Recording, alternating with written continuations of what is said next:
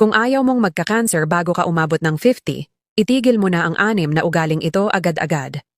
Ang pang-apat ay tiyak na magugulat ka dahil 90% ng mga tao ay ginagawa ito araw-araw nang hindi nila alam.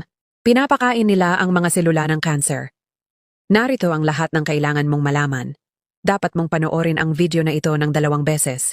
I-save ito at ibahagi sa lahat ng mahal mo sa buhay. 1.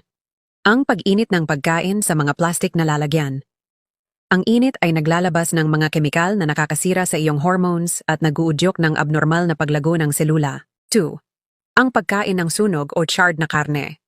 Ang mga itim na crispy na bahagi ay naglalaman ng carcinogens na direktang nakakasira sa iyong DNA. 3. Ang paggamit ng regular na deodorant na may aluminum.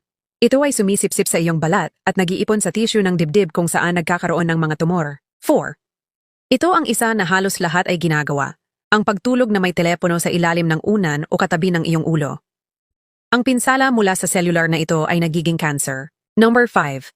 Ang pag-inom mula sa plastic water bottles na naiwan sa mainit na sasakyan.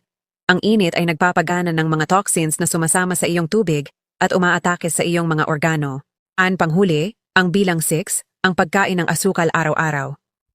Ang mga selula ng cancer ay kumakain ng glucose at kapag pinupuno mo ang iyong katawan ng asukal, literal na pinapakain mo ang mga tumor.